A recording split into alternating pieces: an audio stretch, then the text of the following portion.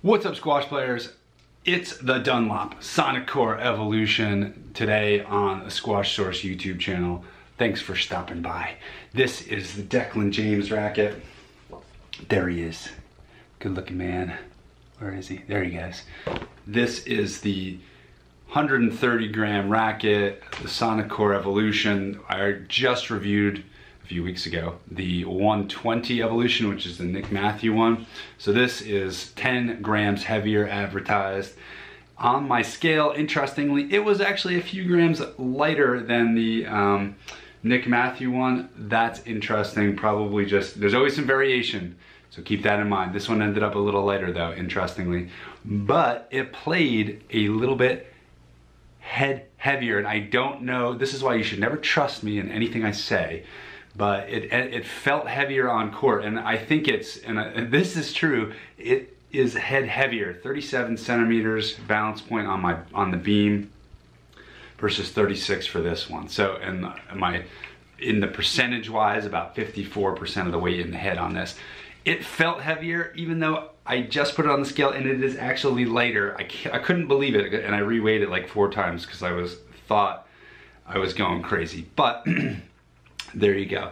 So this is the 2020 model. Big thanks to Dunlop for sending me this. It's part of their Sonic Core new range. I like to show the cosmetics on this. I'm like unnaturally happy about this design element, but it makes the little Dunlop triangle when you put the cover card on it. Isn't that great?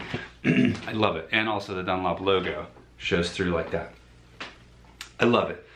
The cosmetics on this look sweet as usual. It's this sort of black, green, and white variation. I have used this racket before, and the prior version of this, I used it for many months, and if I still have one of them, I'm not even sure because my club has been closed. I might have sold it.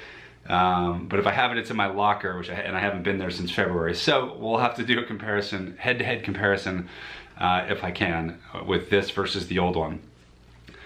It felt similar to the old one. The biggest difference is that I haven't been playing squash for several months, and I feel weak.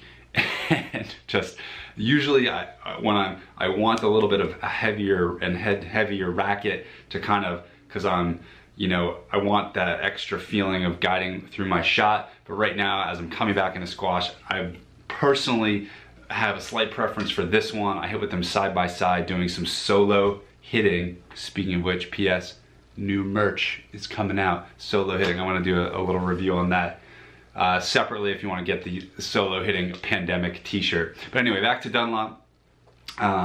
This is it's very similar to the prior model. It's just the only reason that I'm sort of tempted to switch to this one is because I'm out of practice and kind of, like I said, weakened from the pandemic. This has got the hybrid shape as the other one does, which gives it a little bit extra stiffness, which I like. I think this is the great white string from Dunlop. And this baby goes for, in the US, 190 bucks. It's 10 bucks cheaper than the Evolution. I'm gonna be back with some more videos. I had to take a few weeks off because my family was traveling, and I had a cold, not COVID, cold for like 4 weeks. It was crazy, but I'm back, and we're gonna have some more reviews coming up. So subscribe, like, stay tuned, and I will be back. Let me know any questions you have about this racket. I'm gonna be doing some comparisons and try and do some shorter videos, which I've said before, but this time I'm really gonna do it. So we'll see you in the next one. Thanks.